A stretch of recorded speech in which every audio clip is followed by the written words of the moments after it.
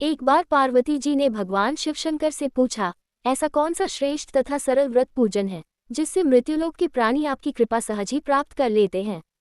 उत्तर में शिवजी ने पार्वती को शिवरात्रि के व्रत का विधान बताकर यह कथा सुनाई। एक बार चित्रभानु नामक एक शिकारी था।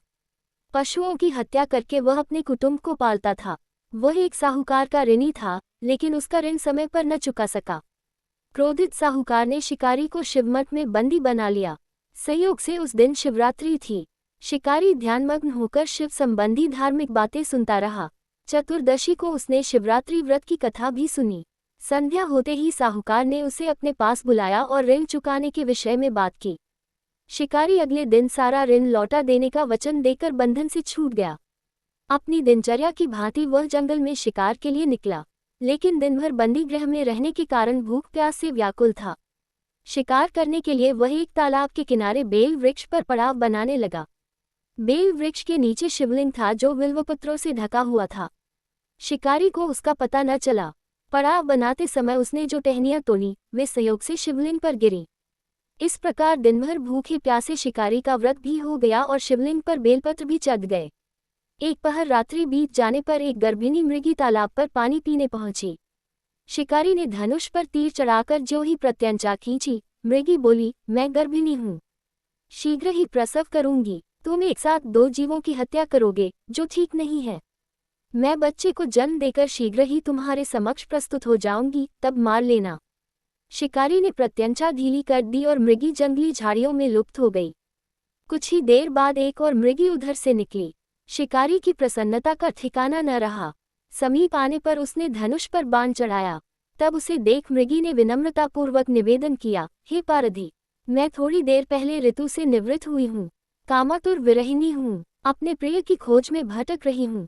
मैं अपने पति से मिलकर शीघ्र ही तुम्हारे पास आ जाऊंगी। शिकारी ने उसे भी जाने दिया। 2 बार शिकार को खोकर उसका माथा ठनका। वह चिंता में पड़ गया। रात्रि का आखिरी पहर बीत रहा था। तभी एक अन्य मृगी अपने बच्चों के साथ उधर से निकली। शिकारी के लिए ये स्वर्णिम अवसर था। उसने धनुष पर तीर चढ़ाने में देर नहीं लगाई। वह तीर छोड़ने ही वाला था कि मृगी बोली, हे पारधी, मैं इन बच्चों को इनके पिता के हवाले करके लौटाऊंगी। इस समय मुझे शिकारी हंसा और बोला, सामने आए शिकार को छोड़ दूं, मैं ऐसा मूर्ख नहीं। इससे पहले मैं 2 बार अपना शिकार खो चुका हूँ। मेरे बच्चे भूख प्यास से तड़प रहे होंगे। उत्तर में मृगी ने फिर कहा, जैसे तुम्हें अपने बच्चों की ममता सता रही है, ठीक वैसे ही मुझे भी। इसलिए सिर्फ बच्चों के नाम पर मैं थोड़ी देर के लिए जीवनदान मांग रही हूँ। हे पारधी, मेरा विश्वास कर, मैं इन्हें इनके पिता के पास छोड़कर तुरंत लौटने की प्रतिज्ञा करती हूँ। मृगी का दीन स्वर सुनकर शिकारी को उस पर दया आ गई। उसने उस मृगी को भी जाने दिया।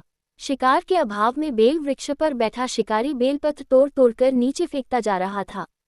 पौ फटने को हुई तो एक हृष्ट-पुष्ट मृग उसी रास्ते पर आया। शिकारी ने सोच लिया कि इसका शिकार वह अवश्य करेगा। शिकारी की तनी प्रत्यंचा देखकर मृगविनीत स्वर में बोला, हे पारधी भाई, यदि तुमने मुझसे पूर्व आने वाली 3 मृगियों तथा छोटे छोटे बच्चों को मार डाला है, तो मुझे भी मारने में विलंब न करो, ताकि मुझे उनके वियोग में एक क्षण भी दुख न सहना पड़े। मैं उन मृगियों का पति हूँ। यदि तुमने उन्हें जीवनदान दिया है तो मुझे भी कुछ क्षण का जीवन देने की कृपा करो। मैं उनसे मिलकर तुम्हारे समक्ष उपस्थित हो जाऊंगा।